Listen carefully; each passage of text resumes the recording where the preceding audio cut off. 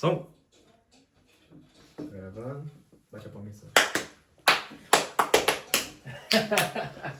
Sejam muito bem-vindos, senhoras e senhores, aqui no Pod Crente, hashtag primeira edição. Estamos muito alegres e felizes aqui em poder estar recebendo aqui nessa mesa recheada aqui de pessoas maravilhosas.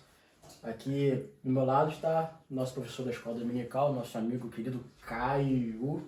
Prazer. Seja muito bem-vindo, meu amigo Caio. Uma honra estar aqui com vocês nessa noite, fazer mais um podcastzinho. Beleza. Também estamos aqui com o nosso professor, pregador, cara faz de tudo na igreja. Amém. É o nosso irmão Gabriel, diácono Gabriel. Seja muito bem-vindo, Gabriel, aqui para esse papo crente, esse pod crente. Muito obrigado, meu querido. É uma honra a gente estar reunido aqui, graças a Deus. E estamos ansiosos aí pelo começo, né, dessa temporada aí. Beleza. E também nosso professor líder, Ministério de Ensino. Eu também. Óbvio. A gente fala, né? Aquele que Sensei, nosso sensei. nosso Quero sensei. dizer que a limitação da conversa aqui vem de minha parte, porque da parte deles tá Um posto de o humildade. nível bem alto. Bom, galera, então, como eu propus, eu queria começar essa série de vídeos, de podcast. Eu queria falar sobre, antigamente, né? Não que eu seja tão antigo assim, mas a gente falava assim, quando alguém se convertia, e muitas das vezes não era próximo da casa da pessoa, a gente falava assim, olha, procura uma igreja mais próximo de você. Só que com o passar dos anos, ou na minha longa jornada como cristão, eu comecei a perceber que algumas igrejas estão muito longe do que a Bíblia traz pra gente como uma igreja, como uma eclésia, como chamados para fora. Então, quando eu li o texto de Apocalipse que fala assim, que Deus, o próprio Deus fala assim, olha, se vocês não melhorar, vocês me dão ânsia de vômito. Ou seja, a gente entende que existem igrejas que fazem mal ao invés de bem. Ou seja, então existem igrejas que não são saudáveis. Então eu queria começar esse papo aqui falando sobre, na opinião de vocês, quais são as características que uma igreja saudável deve ter. Partindo desse ponto, eu queria trazer um texto, né, irmãos? Não adianta falar pod crente sem Bíblia, aí Exatamente. Não tá valendo nada. Não tá valendo nada. Eu vou ler um texto aqui em Apocalipse, que eu acho que seria um ponto de partida interessante pra gente começar. Eu vou ler aqui Apocalipse no capítulo 2. Diz assim, ó. Ao anjo da igreja em Éfeso, escreva: essas são as palavras daquele que tem as 7 estrelas em sua mão direita e anda entre os 7 candelabros de ouro. Conheço as suas obras, o seu trabalho árduo e sua perseverança.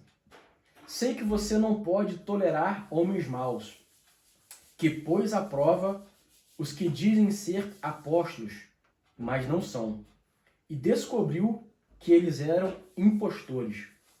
Vocês têm perseverado e suportado sofrimentos por causa do meu nome, e não têm desfalecido.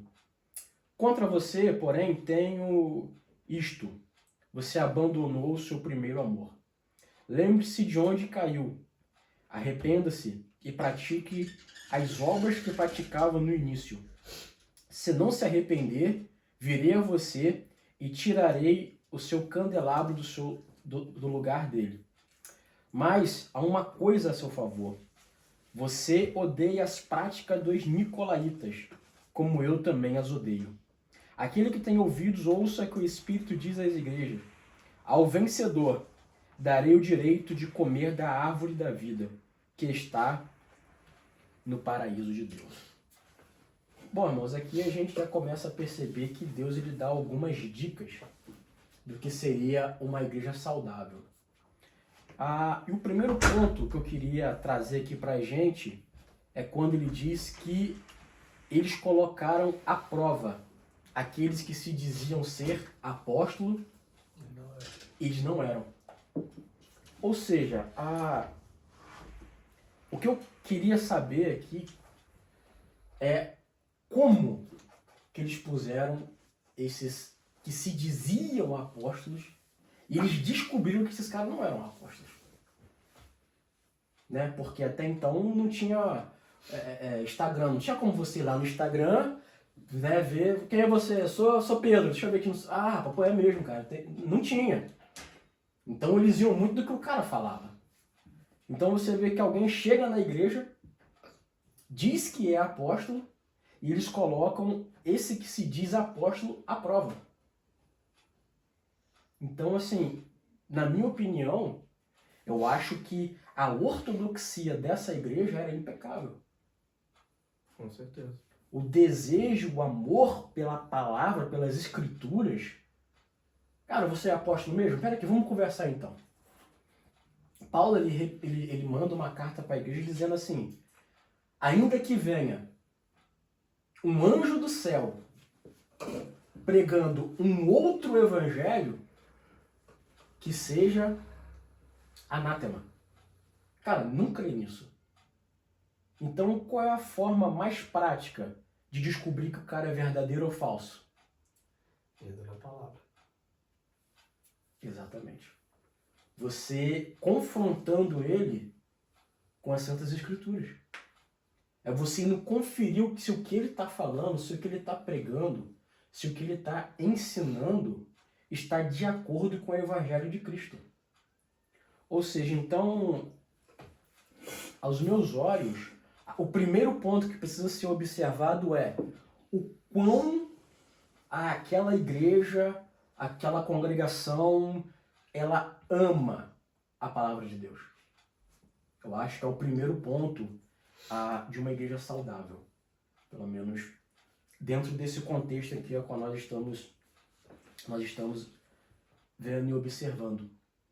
Porque acontece muito de chegar pessoas na nossa igreja com títulos de pastor, mestres, doutores, e a gente se ilude com esse título e ele prega um monte de heresia e a gente acha a coisa mais maravilhosa do mundo porque ele tem um título.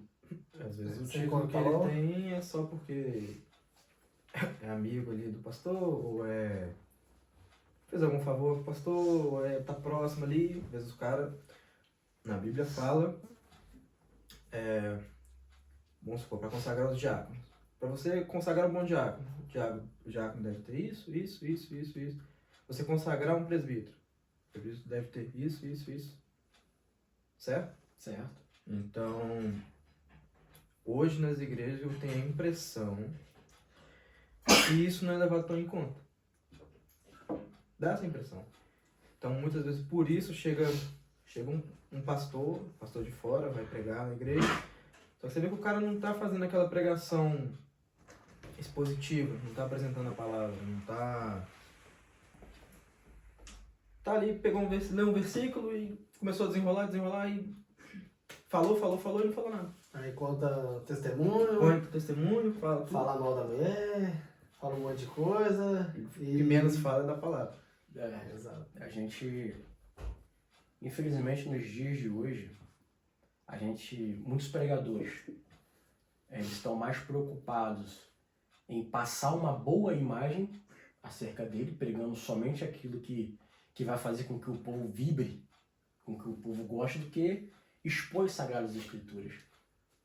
Então, assim, mas o que eu acho mais interessante aqui é que mesmo